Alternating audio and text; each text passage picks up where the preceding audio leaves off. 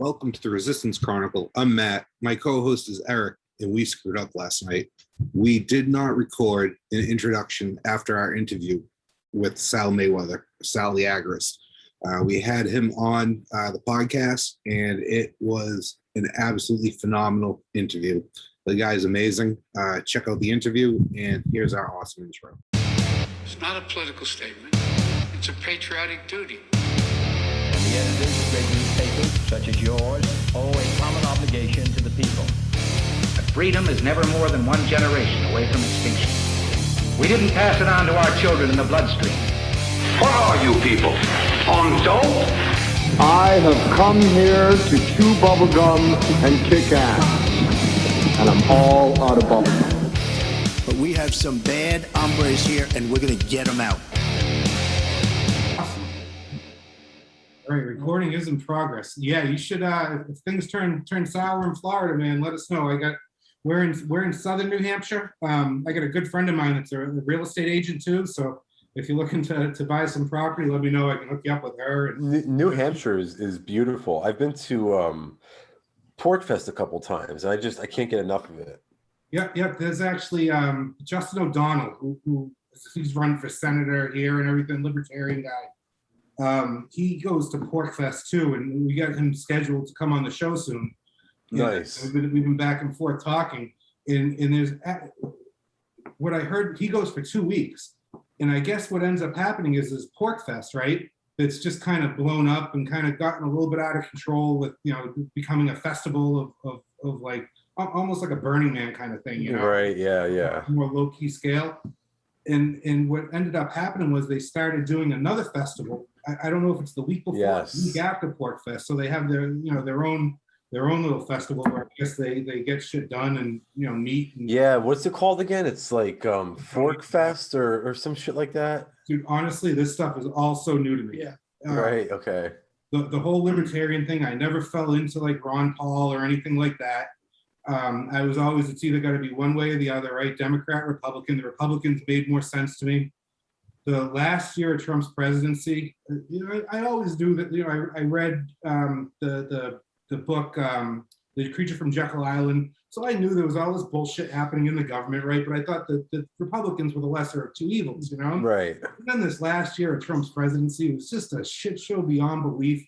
And I'm like, right. It's all fucked, and it all needs to be blown up.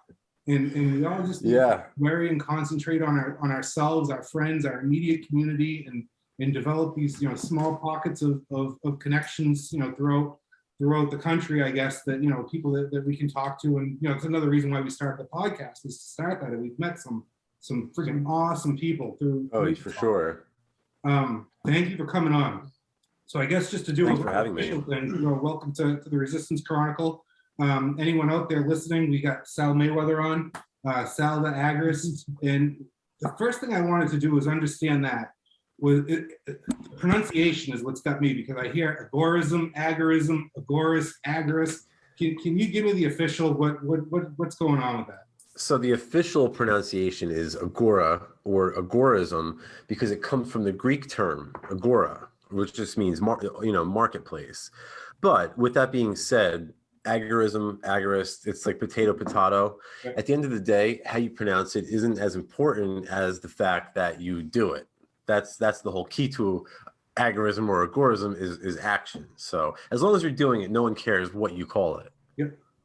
Tell me, before we even get more into this, because when I originally reached out to you, I had no idea that you were putting out a book or had a book in the works or anything like that. So that's just kind of bonus to us, I guess, having scheduling conflicts and meeting up later. Because now I get to talk to you a little bit about the book. 2 weeks. Yeah. What's up with Mac Dre, man, in the profile? Mac Dre is the greatest rapper that's ever lived. And yeah, for sure. And he got robbed by Snoop Dogg and all those West Coast guys. I was really into that whole like West Coast rap scene, but really the truth of it is, when I was making this Twitter account, I was just listening to Mac Dre, and I was just like, that's my avatar now. It was that simple, and it worked. People seem to like it, so it stuck. Awesome. That's and great. It became a master of memes. Yeah. Yes. And every now and then, actually, I'll get like like a cease and desist letter from Mac Dre's family. Like if I'm doing an event or if I'm speaking somewhere, I'll get like a cease and desist letter that says, please stop using like our image or something like that. So No kidding. one day I might have to change that, but for now I'm under the radar. Yeah. Oh, no kidding. Oh, that'd be too bad if you have to change it. That's a great profile. Yeah. I didn't know who you were. I'm like, who the hell is this guy with this profile? This is I can't tell you how many times I'll go on a podcast and be like, "You're not Sal. Sal's like the black dude with the afro." Yeah, it's definitely a little different than the person in front of us. So where I told you that we're new to this whole libertarian thing, agorism, just kind of figuring things out. I'm not sold on the Libertarian Party, the Mises Caucus, all this stuff that goes on with it. It seems like there's a lot of infighting within groups. For a newbie to all this, right? What would you say is somewhere good to get started? My philosophy is screw it all. And if the Libertarian Party wants to be part of the system, then let them. I don't want to be part of the system. Right. I can't get down with somebody like a Joe Jorgensen. Or a who's the old Bill Weld, my old state of Massachusetts. He was the governor. Right. He did nothing for the state. What makes the Libertarian Party think that he's going to do anything for the Libertarian Party by running for a vice president 4 years ago, whatever it was, 5 years ago? Well, you're exactly correct, right? Like it's like there's and you being a new libertarian who already realizes the danger of the party, you're years ahead of some of these more advanced libertarians who've been here because they've been fooled, right? And that's sort of one of the points I make in the book is that, Konkin calls these people invaders from the state, right? It's sort of like a counterattack. The Libertarian Party is best seen as like a counterattack by politicians. Right, they're sort of trying to wrangle libertarians up into this entity, this organization that's very impractical, very expensive, and very inefficient. So this way, all of this money, this time, man hours, energy, and resources that the libertarian community and libertarians possess, it gets funneled into this sort of useless and baseless project. And I think that benefits the state because they understand that this will get nowhere. Right. And I think one of the examples I give in the book is it's sort of like, sitting down to a high stakes card game that ahead of time is rigged against you. Why would you play such a game? It's the same thing with politics and the whole political system. This is why I tell people to avoid the Libertarian Party and avoid the Mises Caucus, because the Mises Caucus is the ones who are specifically out to convert people like you and I. Yeah, almost like a pack for the Libertarian Party, huh? What's that? Seems like it's almost like a pack for the Libertarian. Yeah. You go out and do the dirty work and raise funds and whatnot. Right, and it's wildly contradictory, right? Yeah. The idea that you could have a political party based on freedom doesn't really make a lot of sense, right? That would be like having like a cardiovascular conference at like the Marlboro factory, right? It wouldn't make a lot of sense. Yeah.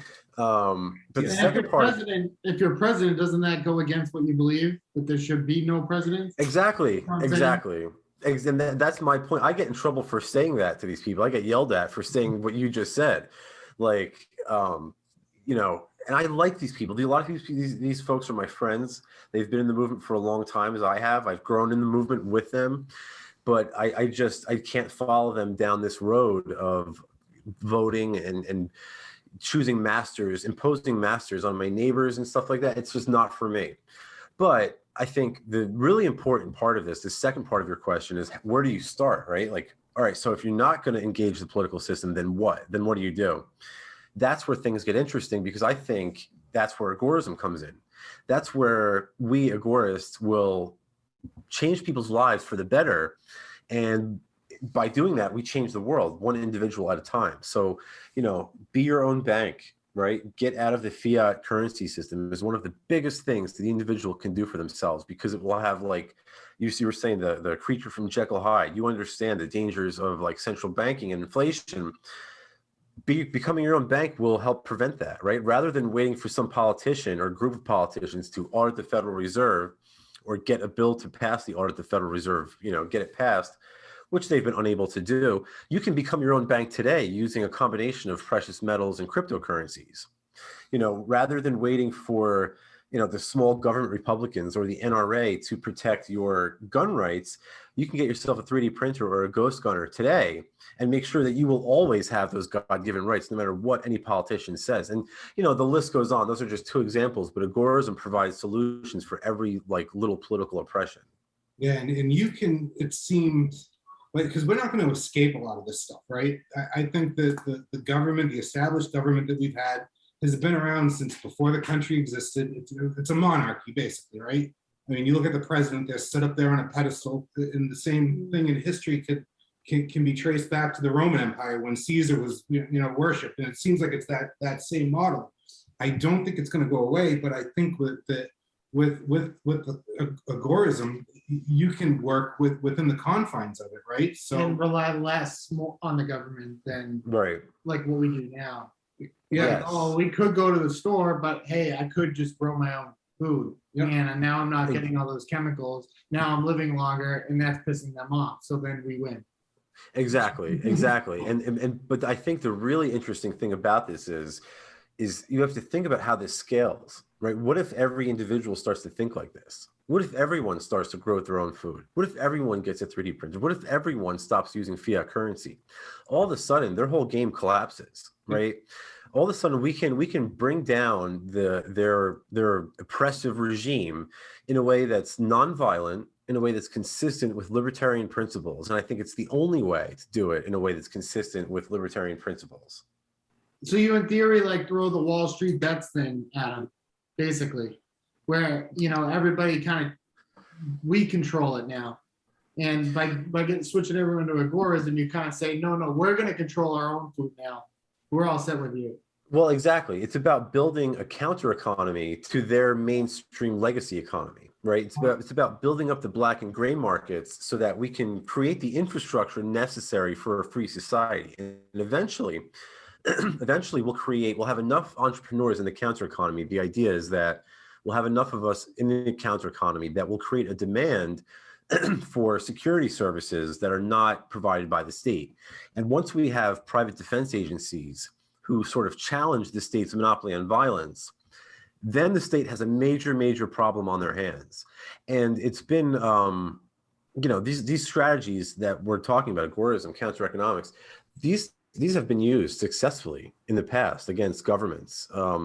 This whole fourth section of the book is dedicated to examples in history when it was successfully used. Gandhi got rid of the British using counter economics. Counter economics played a major part in taking down the Soviet Union and a lot of the Eastern European dictators. I mean, it's really, if you think about it, every advance that the libertarian community has ever made has always been based off of the market and not the political arena. And it's really got to start small, I would think, right? I think from the infantile stages of this, and I mean, you could trace agorism back to the early 1900s and whatnot. But I really think right now we're in a spot where we need to start small and showing people that hey this works. Show up if you got a regular day job. Show up to your day job with a bushel of cucumbers that you a bunch of pickles that you made for a gift or something like that, and have people asking questions. And I think the more we talk about this, and the more we put that information out there, I think the more it's gonna kick in. Now, I mentioned agorism starting back in the 1900s. That was Austrian economics when that got started, right? Yeah, Austrian economics started in the late 1800s, I forget the exact date, but that's a little bit different. That's more of an economic philosophy, whereas agorism is a political philosophy. I guess you could argue it's a philosophy of the political economy, because really they're one and the same. I think they're really two sides of the same coin. But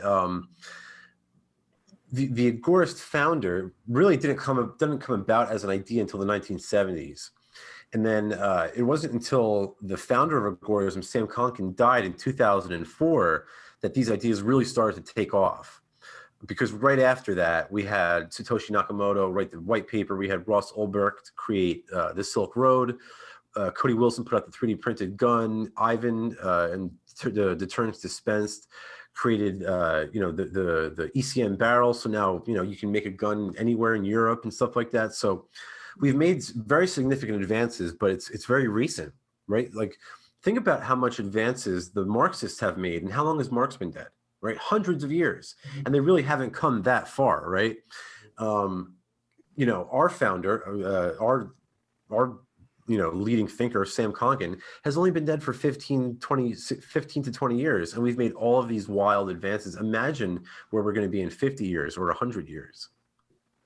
Your book is perfect for somebody like me, who is just overwhelmed with information and doesn't know where the bullshit starts or right. The bullshit ends and the real stuff starts. I could tell just by picking some of the stuff like Unloose the Goose, the podcast you have with Jack and Nicole, and just listening to you and seeing your tweets and your memes. I know that you're somebody that I could look to provide me with some decent information and factual information. To the book, yeah, and the book is just like a whole bunch of everything pulled from all these writings that you've curated yourself, and you got a little blurb of what you're about to read, and then you read it. And I got the Kindle edition because I couldn't wait for the thing to be delivered. I got the thing highlighted like crazy. I'm only about 50% through it.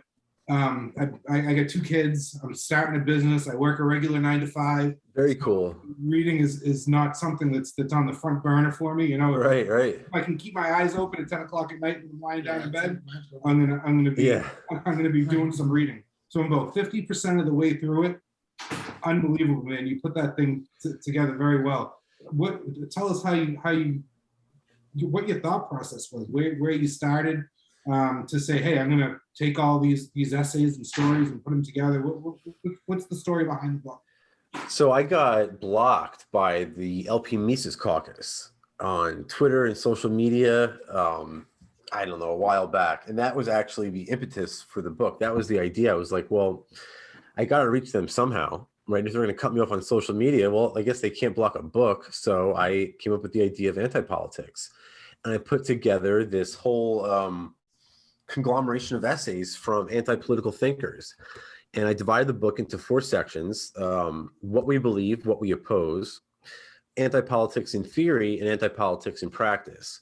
This way, my goal is to give and I say in the foreword, the new libertarian, I want to try to sort of help them avoid some of the pitfalls that I think are common amongst new libertarians.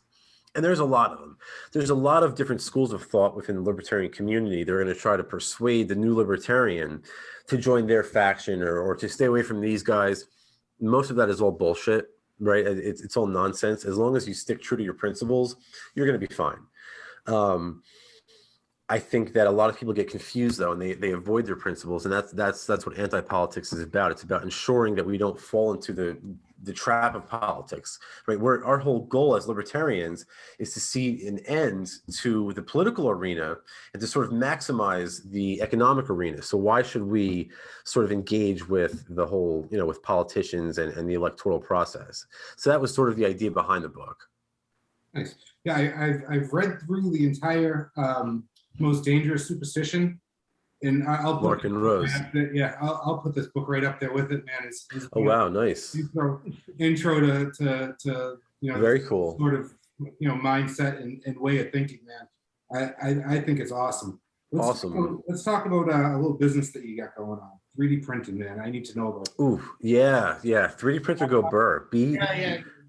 BRRR, right? BRRR.com, 3 R's. People get confused. We'll link it in the notes, and I'm going to be redoing the website. Is this the one you sent me that they sent to take Bitcoin? Yeah, all right. Yes. So I'm going to add a link to it on our website too. Once I start redoing that, I'm working on another website right now, and once that's done, I'm going to start working on the podcast website. And we have nice. A Hall of Fame. Oh, you're busy, dude. You're in the Hall of Fame. Very cool. Name alone, a 3D printer go burr. Yes. So 3D printer go burr. Yeah, the idea here is that everybody who wants a 3D printer has to get one through some sort of KYC payment platform, right? In order to get one, you have to access a KYC payment platform. So 9 out of 10 times they're buying them from Amazon, and they're paying with Visa, PayPal, MasterCard, a bank, whatever. But the idea is that those payment platforms will force you to undergo the KYC identity verification process. by accepting cryptocurrency for 3D printers, we make an end run around that KYC platform. So now you can purchase a 3D printer without ever KYCing yourself. Now, what's KYC? Know your customer. So it's a very specific set of rules that the state forces on businesses that they have to force their customers to undergo. So when you open up a bank and you have to show them your license and social security and stuff like that, that's the KYC process. Now, if you want to, like I said, if you wanted to get like buy a 3D printer from Amazon, you have to use one of those KYC cards, one of those KYC platforms. But the idea of Bitcoin, the whole purpose of Bitcoin is to facilitate secure transactions between two individuals who aren't face to face. So this is a perfect use case for cryptocurrency. So really the goal is to not only facilitate the secure and anonymous sale of 3D printers for libertarians and anarchists who are stuck in gun-free zones, but also to show people what the utility of cryptocurrency actually is. I think that's really, really important. That's something that gets lost on the Agorist community far too easily. So I'm hoping to sort of juggle both of those tasks at 3D Printer Go Burr. Most people that I know that dabble in crypto, besides me, I'm not too sure how deep you go with this. They hoard it like it's a friggin' beanie baby, right? Yeah. And I'm thinking to myself, why aren't you spending that? I just bought from Holaros. Right. I text him all the time. He's like, where do you even find out how to buy shit? Yeah, have you ever heard of this helium thing?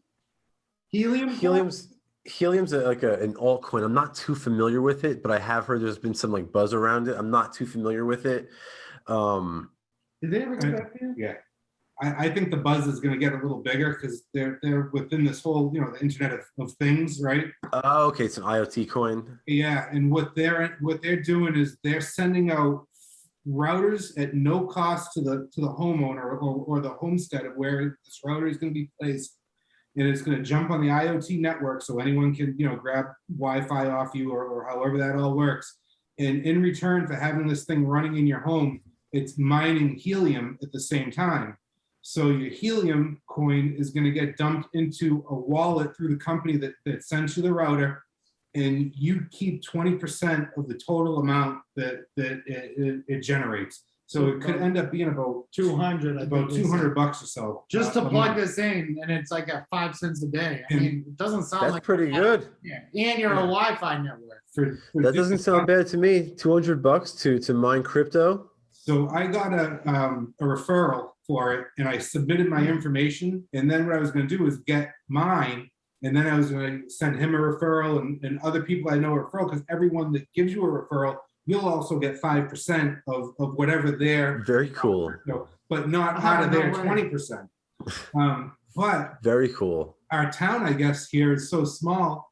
I need to grab a gaggle of people to get together and say, yeah, we want these things. And they'll end up, mailing out a bunch to us. Do they say how many? And set them up. They have to be set up 1.3 kilometers. So I think that's like almost a mile and a half or a mile, right? So they have to be at least a mile apart for the internet. Oh, right. So yeah, it seems I see what you're saying. Like it's a pretty cool thing. Part of me is skeptical. I'm like, what am I doing? Putting some strange device in my house that's running off of my internet, doing another, supplying another form of internet. So I don't know. They reject. There's a lot of altcoin projects out there, and it's a super competitive space right now. But I'm really excited about it because, Hayek spoke about competition as a discovery procedure.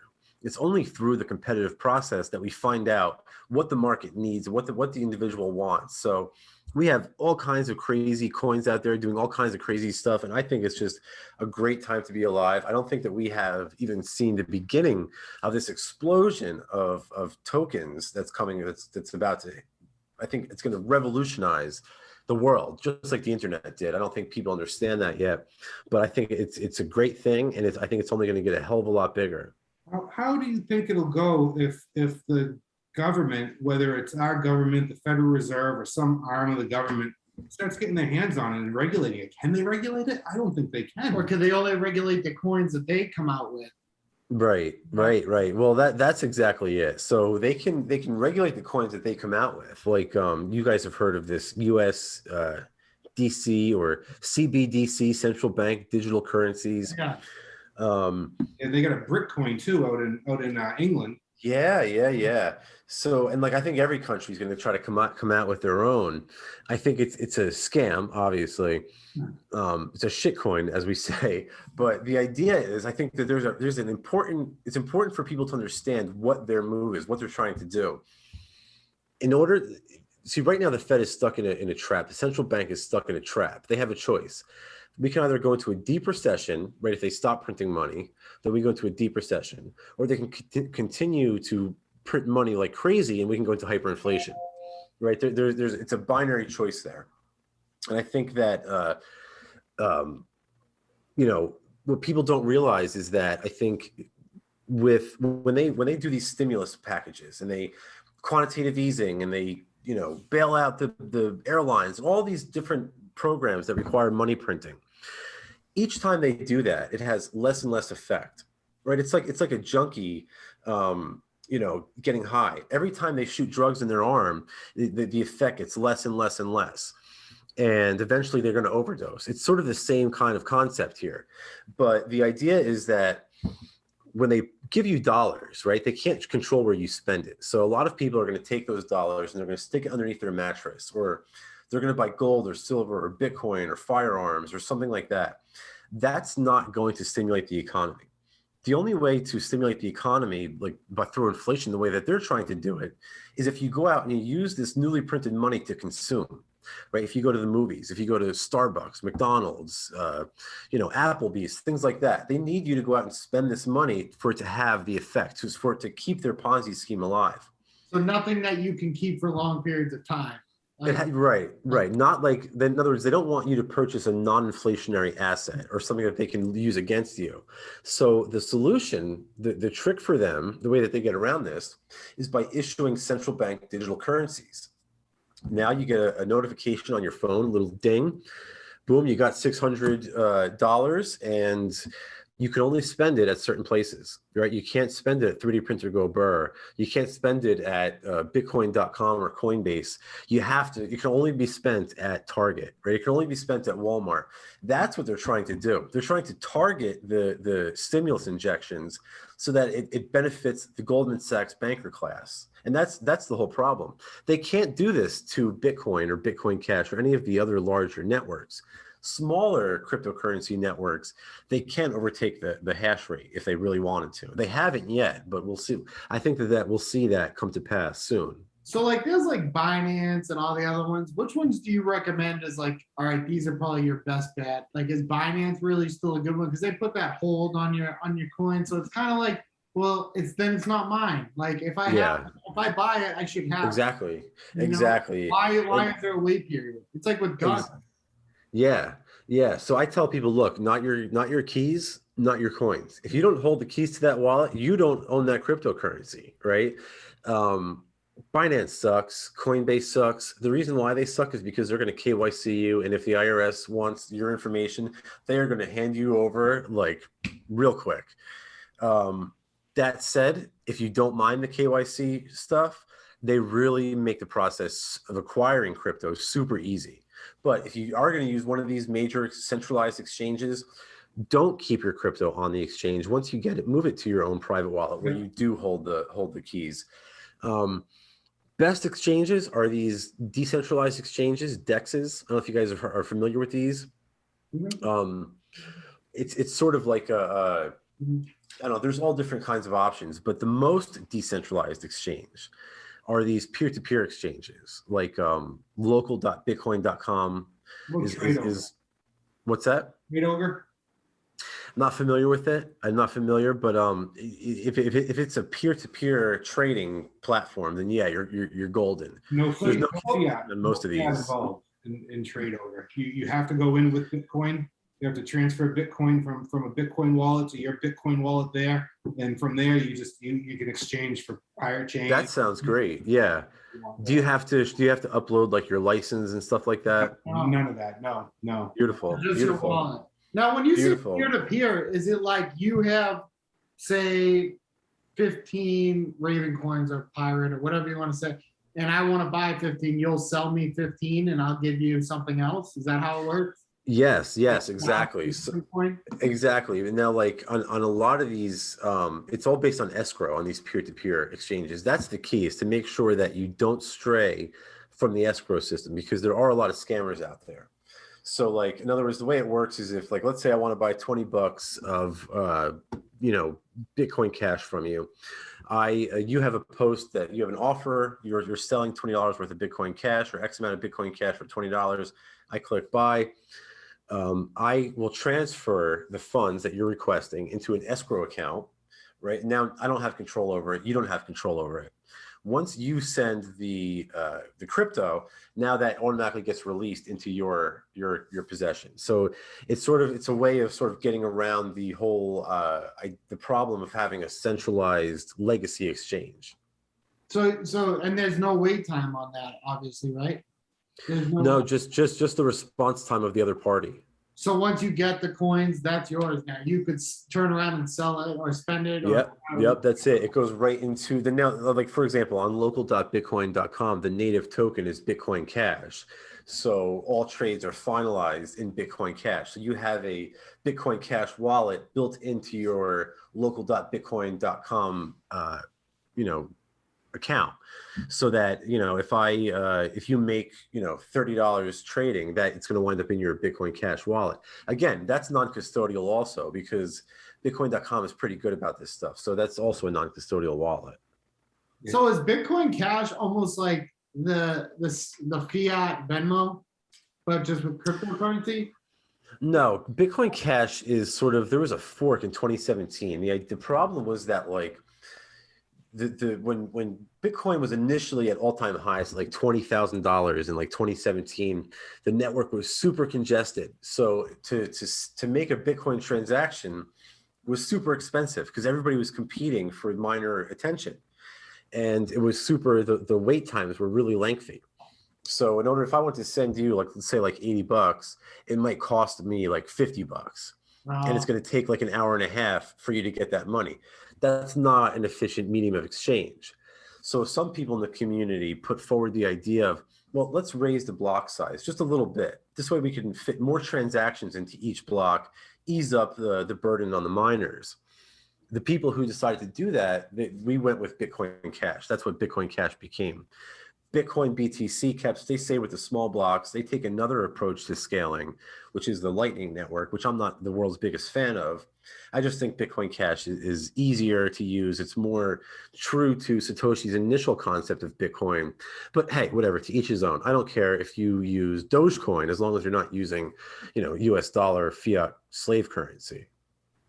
On your website or on your store, 3dprinted.bird, I'm only asking you this because I started an online business myself this summer. Where I'm, nice, congratulations. Thank you. I'm blending spices, so I buy spices in bulk, and I'm a chef by trade. So there's not really much you can do without an industrial kitchen, I guess, that's inspected by some sort of food right, yeah. It comes in, it's never worked in a kitchen before, but it's going to tell you how your kitchen needs to operate. Of course, yeah, right. What it needs to be, and what your your sanitizer parts per million are, and all this crap that they think they know that they don't really know. Right. In New Hampshire, we're lucky to have some great homestead laws, and as long as it's what's deemed a non-perishable food, so like sauces, like tomato sauces, high acidic sauces, like I can't do pickles out of my house, but I can jar the brine and teach people how to make pickles with the brine that I have. Or you just add the pickle or add the cucumber. Yeah, we'll boil it. Right.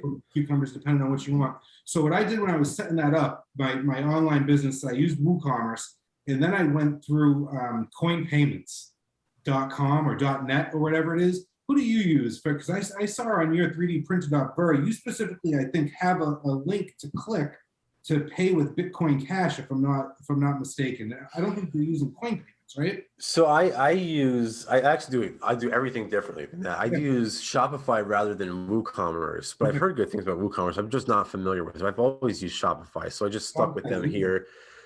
It is. And then I use Coinbase Commerce, because they make the plugin is like super simple. I can't accept as many coins as I'd like. I think I'm like down. I think I'm only like able to accept Bitcoin, Bitcoin Cash, Ethereum, Litecoin, and like maybe one or two more Dogecoins in there. But they just make the process so simple that I really couldn't not go with them. The other benefit of working with them is that you can convert very easily. So my main medium of exchange is Bitcoin Cash. All of my, I try not to hold any dollars. I try to only hold Bitcoin Cash. So because it's just an efficient medium of exchange for me. And when I get paid in Ethereum or Litecoin or Bitcoin, I'll just immediately convert to Bitcoin Cash and throw that into my wallet, which I treat like a checking account for all intents. So that's your coin of choice, Bitcoin Cash. Yeah. It's very easy to use, and wherever I have it, my BitPay card, it's the only currency really that you can use efficiently. The only cryptocurrency you can use efficiently as a medium of exchange. In fact, I went to load some Ethereum. I had to make a purchase yesterday or earlier today or something, and I had some leftover Ethereum on my BitPay wallet. I wanted to move over to my card. I think I had like $40 or something like that. They wanted like, I want to say like 29 yesterday of the 40 to move like 10 or $11 onto my card. Wow. So just to make sure the listeners understand that, I had $40 and they wanted me to pay 29 of that in fees just to move the Ether, right? So like, it's absurd. And then you have to wait, you know what I mean? You have to wait for those Ether transactions to confirm, and it's just a nightmare. And it doesn't Bitcoin defeat the purpose too? It defeats the whole purpose. It defeats the whole purpose. That's why where you guys are up in New Hampshire, you guys are lucky because there's this huge community for Dash. Dash is one of my favorite cryptocurrencies because it's designed to be a medium of exchange. And I don't know if you guys know Joel Valenzuela. He's up by you, big into the Dash community, big libertarian. He lives completely with cryptocurrency like I do, but his medium of exchange is Dash. And I guess where he's at up by you, he can go into a coffee store and buy his breakfast with Dash like it's no problem. I think that's really cool. He must be out west in Keene. Keene's a huge crypto community over there. There's the Crypto 6 that got busted. Yeah. Heroes, those guys, heroes. See, the pain in the ass for us would be like we'd have to go on, then get it sent as fiat, and then withdraw send it to our fiat account, and then take from our fiat account to pay for wood at Lowe's. So you know what I'm saying? But what you're saying is you use a debit card, right? That converts that into fiat for the store. Yes. Yeah, so the BitPay card, there's other options too. You can use like the crypto.com card. Coinbase says that they're going to be coming out with a card. Obviously, all these options are super KYC'd, but for all intents and purposes, they normalize the spending experience, right? And once I think merchants realize that people are spending Bitcoin Cash, for example, they're going to have an incentive to start accepting it directly. Right? Why would anyone want to lose money by paying a third party like BitPay or Visa or whoever when I can just pay my bartender right in Bitcoin Cash? And I think eventually they're going to figure that out. But yeah, no, these cards, they make it super simple. You can do it without the cards. There are ways. Like there's an app called BitRefill where you can get like gift cards that load on your phone. So let's say you wanted to only use Dash, right? But you have to go to Home Depot to buy lumber. You could take, with the prices of lumber today, you could take like $1 million in Dash and move it to you can go on BitRefill and buy, a $1 million gift card to Home Depot with Dash. And then all you got to do is scan your Home Depot app as you're walking out. And Joel tells me that it's very, very easy to use. Now I noticed that like on those, like the crypto cards and stuff, my buddy was talking about it, and it said like it's a Visa, right? It kind of runs. So wouldn't that, now you're like mixing the two, right? Or is it just you got to deal with it for now till it gets better? kind Well, of? no, you're right. You're right. Once you go into Visa or MasterCard, you become KYC, no doubt. They have to do that, or either the government will send men with guns to their house. The thing is, for me, I don't need to have a non-KYC payment right now for lunch, right? It doesn't make a difference to me if I have to buy tires with cryptocurrency, right? That's not a big deal. They can never take away the peer-to-peer aspect of it, though. So if you ever want to go on the internet and buy a bunch of dope with it, which I don't recommend, but if you do, you can. And there's nothing that they can do to ever stop it. They can never take that peer-to-peer characteristic away from it. Now, isn't that what happened with Silk Road? Is he created that whole thing, and then people are just abusing it, right? Yeah, well, Ross, man, what a sad story. Ross is a hero who, before Ross, nobody really knew what Bitcoin did. No one really knew what it was for. It was just sort of this like novelty that people on the internet would send back and forth to one another. But Ross showed us what it could be used for. When you have a currency that doesn't need a third-party verification, a third-party verifier, now it opens up this whole world to uncensorable transactions, to permissionless transactions. And he, there's a piece of Agorist fiction that I highly recommend everybody read called Alongside Night. They made it into a real terrible movie with Kevin Sorbo, which I think you can get for free online. So if you don't want to read the book, you can watch the movie. But anyway, Ross saw the movie, he became inspired, and he created a marketplace called the Silk Road, where the main currency was Bitcoin. Back then, there wasn't like as much blockchain forensics, so it was harder for them to track transactions and stuff like that. Nowadays, I think everybody uses Monero and stuff for these dark markets, but they tracked him down. It's a really ugly story, and they took him to court, and Judge Catherine B. Forrest, who was a domestic terrorist, as far as I'm concerned, sentenced Ross, a first-time nonviolent offender, to double life sentences plus 40 years in prison. So Ross will die in prison for a first-time nonviolent crime because of this woman. And it's important that people understand what Ross did here, right? Not only did he create the world's first, in all of human history, he created the first truly free and open marketplace, but he also showed us what Bitcoin's utility was. And that is super, super important from an economic standpoint, because any money that's trying to become the general medium of exchange has to have some utility outside of its use as a money. And I think by Ross showing us what a peer-to-peer currency does, that's just as big as creating the world's first truly open and free marketplace. So Ross is a hero. He's an example of what happens to Agorists, I think. And the final thing I'll just say here is that the fact that they went after him so hard is only proof that they are most threatened by Agorists, right? You don't see them going after the Libertarian Party. You don't see them going after the small government Republicans. They're throwing Agorists in prison, right? They're going after Cody Wilson. They're going after Ross Ulbricht. This is why Satoshi Nakamoto stayed anonymous, because he saw the writing on the wall. And of the three of them, he's the only one that's been okay. And you think he's still alive or still exists? Or who is he? Is there any thoughts?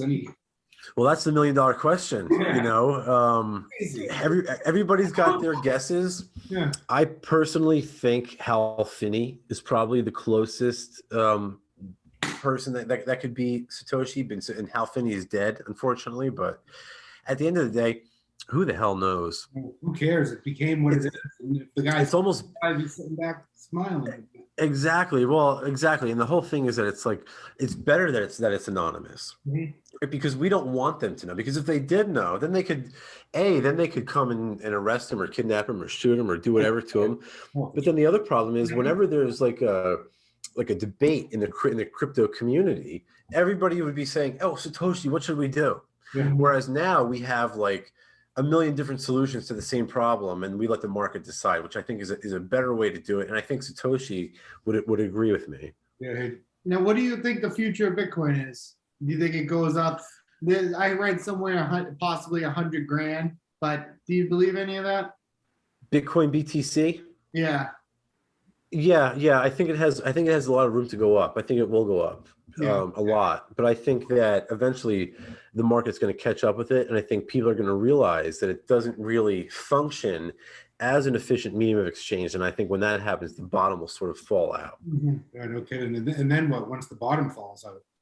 Well, then I think people are going to be looking for a real medium of exchange. They're going to, like, in other words, the way I kind of foresee it happening is that they're going to run into a hyperinflationary scenario. They're not going to stop printing money because there's no political will for it. So we're going to wind up with hyperinflation. And at that point, people are going to be forced to choose another medium of exchange. And they're going to have a few options. They can pick gold or silver. I don't think they're going to pick gold because it's too valuable at this point. They might choose small denominational physical silver. I think that a lot of people are going to say, all right, now's the time for Bitcoin, right? We're all going to use Bitcoin. And they're going to find out very quickly, like we were saying, transaction fees are extremely high. And, the confirmation times are very long. So I think when that happens, people are going to say, well, what other coins can we use? And I think they're going to turn to things like Monero, Bitcoin Cash, Dash, a lot of these coins that I think are meant to be medium exchanges. And that's where I'm putting my money today. Yeah, Ravencoin. Do you have any thoughts on Ravencoin? That's a hot one here in New Hampshire just because of the ties with Spenton and Ravencoin is great. I'm a big fan of Ravencoin, particularly because it's a great coin for tokenization. Ravencoin is a wonderful coin as a token platform. And I think that we're about to undergo a sort of what I'm calling a Cambrian explosion. I don't know if you guys have heard of the Cambrian explosion, when this period in archaeological history when one form of life blossomed into thousands of millions of different life forms. I think that's what's about to happen with tokens. Yeah. We're on the cusp of something really, really exciting that most people don't understand. And Ravencoin is one of the few coins that's really positioned well to take advantage of this. I think also coins that will assume some of that what's the word I'm looking for? Coins that are going to be adopted for token uses are going to be the ones that have mass adoption first, because that's going to drive demand for chain space. That's going to reward miners who are validating that particular coin. So Ravencoin is a great coin. Big fan of it. Nice. So you're from New Jersey, right? Unfortunately, yes. Whereabouts? I don't know if you know, Parsippany, Wayne, Fairfield, that whole area. So every year I take my family down to Ocean City, New Jersey for the week in the summer. How far from the shore down that way? About an hour, maybe an hour and a half, not too far. Ocean City, New Jersey. I don't know if it's just because I'm there only for a week. That's my happy spot, man. The talk is I look at it as the last corrupt place.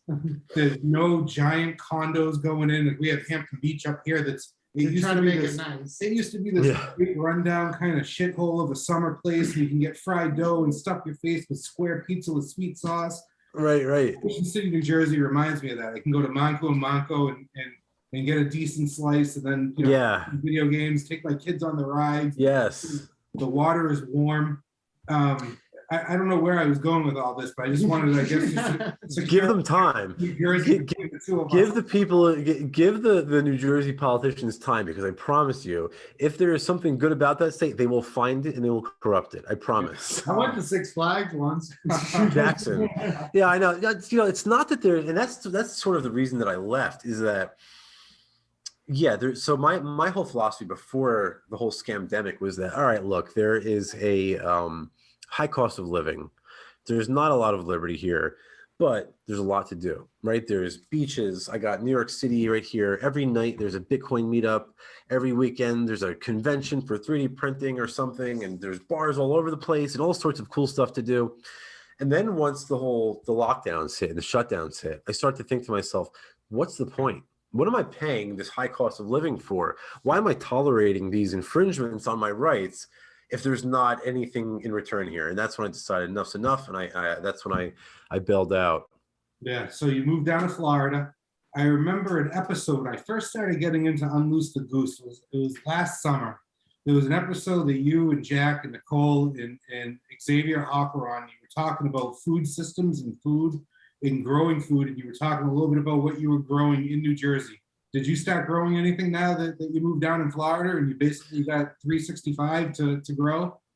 It's funny. I haven't, because I'm in like a sort of apartment condo kind of setting. Yeah. Which kind of sucks, because right now I would be on my game. I actually, what's cool about here is that there's a lot of like fruit trees. Yeah. So you get like mango trees, avocado trees, stuff like that. And I was just about to rent a place that I just turned down, but it had like 2 avocado trees and 1 mango tree. And I was like, that's almost enough for me to take the place, despite the roaches on the floor. Like, I almost still want it. But avocados would sit outside a farmer's market and trade them all. Yeah, Bitcoin cash. exactly. And that's what I honestly intended on doing. Yeah. But you know, the thing is about growing your own food, and this is what I tell people, and I think this is the point that we tried to make in that Goose episode, is that if you're unable to grow your own food, one thing you can do is trade for it, right? And I'm not talking about going to Walmart and you know, trading fiat. Look in your local area for farmers and ranchers and try to do business with them in a peer-to-peer fashion. If you can exchange silver coins or cryptocurrency, you get even extra bonus Agorist points. But if not, that's fine too. Here in Florida, I found I've got an orange grove, a citrus grove, about 20 minutes from here. They make the best orange juice that I've ever had. It's actually like a honeybell juice. So they've combined, I think it's like a combination of like a tangerine and a grapefruit. And oh man, I could eat these things like candy. They're so good. Then I got another, about a half hour, about maybe 45 minutes from here, I have a ranch where they have pigs, cows, chickens, honey, stuff like that. So I buy beef and pork and honey from these guys. It's all grown on site, you know, using, you know, organic stuff and things like that. But the key is that you develop a relationship with the rancher and with the farmer, so that when the politicians really do mess things up, and that day is coming, when shit hits the fan, you know where to go. You have a rapport with these people, and you're able to approach them and say, hey, I'm in a bind. Can we work something out? And I think that sort of is the key to surviving the shitstorm that's about to come. Yeah, know your farmers, definitely no joke. I lived in West Palm Beach for about 3 years. Oh, nice. Down in Florida. So I know all about the fruit trees, the citrus trees. I was working as a sous chef at a country club, and we had a giant banana tree that we would just pick the bananas off of. And, oh, that's awesome. And bring them in and serve them. It was all the Mexican. That's great.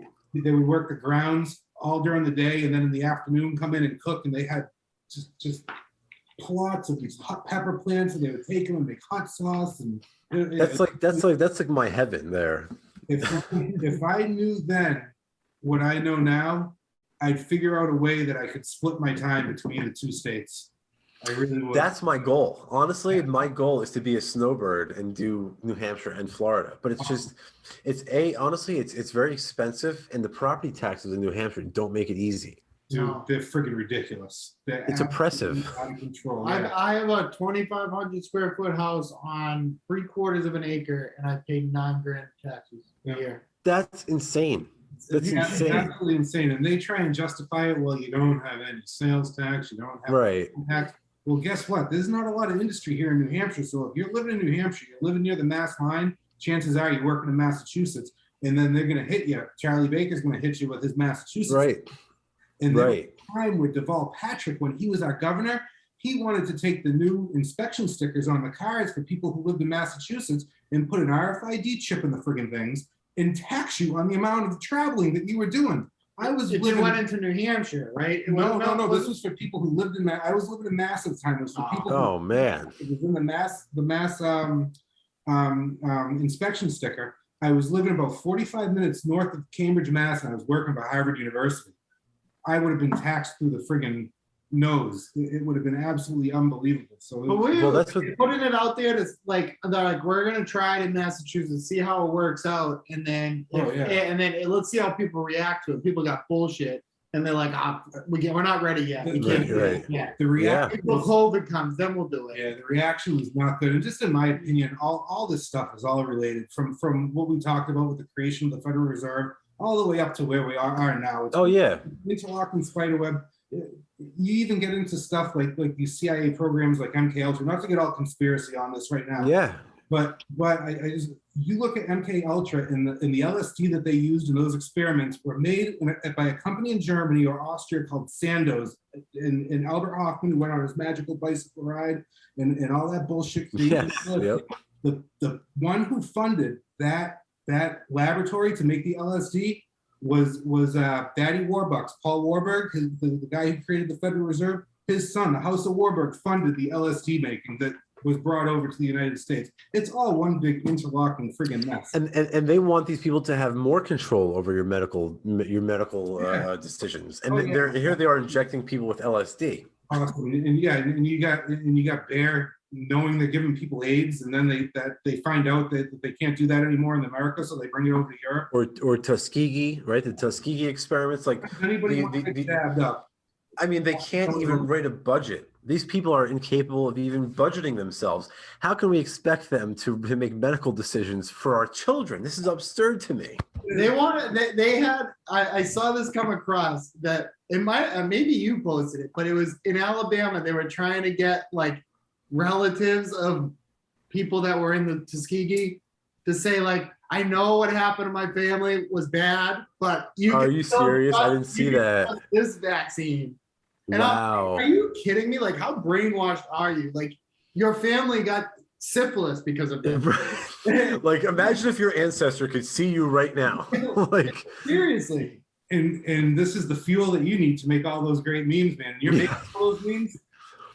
Dude, I honestly, I used to make a lot more of them. I'm down now to about 10 to 15% of them. I'm stealing them like crazy. I'm putting them on our Facebook. Dude, steal the shit out of them. I steal the shit out of half of them. So I don't want to do. I'll bad. retweet on Twitter, but I'm saving them and throwing them on Facebook. And like, look where I found them. Where I found them.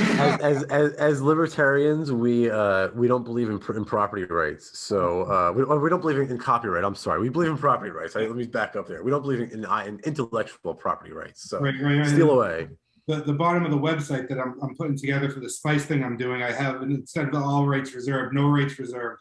Take it, you know. Yeah. That's actually in the like that and whatnot. I actually have that in the very first page of anti-pop. You got it. No rights. I don't know if you guys can see that. Great minds think alike, man.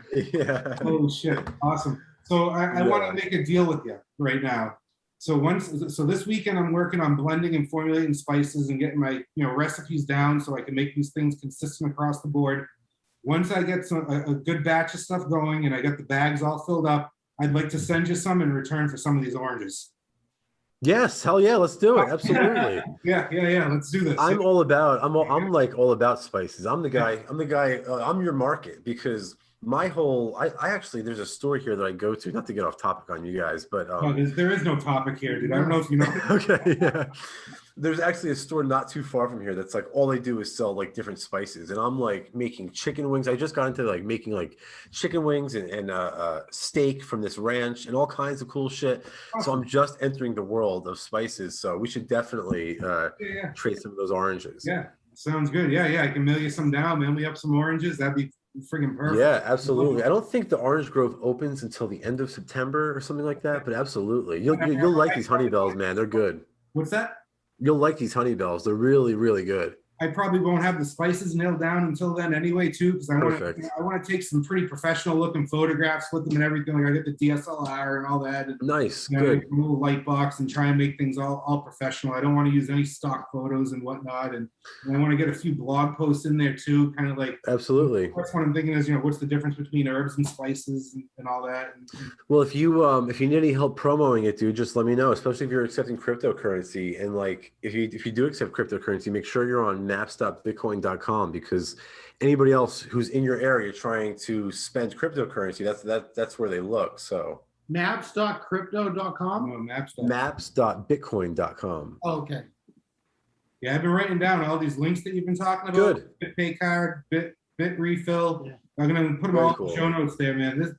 You're a wealth of information. I feel like we've only cracked the surface, and I feel like the show's just made a great friend, man. It was awesome meeting you. Yeah, absolutely, man. We definitely. I mean, there's we could talk about this stuff for days. So whenever you guys, I know you guys just got back on the horse. So whenever you want to do it again, I'm always down to come on and bullshit about this stuff. Awesome. Now let's wrap things up because I want you to go and enjoy your night. It's 8 o'clock now, right? It's Friday night. Probably want to kick back and relax. Tell us where we can find you and all that. The usual wrap up of a podcast stuff. Yeah. I'm actually going back to work after this. I'm actually working on recording the audiobook version of Anti-Politics right now. And I'm about. And you're reading. Yeah, I'm recording it myself because I think that's what people. I think that's what they want. So we'll find out. It's also cheaper. What's that? Is it hard to read your own book? Like, do you feel like? No. Honestly, I'm like I don't want I don't want to pay somebody to do it, but B, I'm afraid they're going to get the narration wrong. So I feel like I'm the only one who can do it correctly. So and I feel like that's a big selling point too, to have it read by the author. Yeah, right. That's what I think so too. So the book's doing really well. It's like number one in number one new release in Anarch in like a few different categories. But you can find it on Amazon. The book's Anti-Politics, a collection of Agorist essays. You can follow me on all your different social media platforms at either, at Sally Mayweather or just Sal the Agorist. I run a meme page on Facebook that not a lot of people follow. Well, I got about 15,000 followers, but not nearly as much as Twitter, called Print Guns Not Money. So follow that page.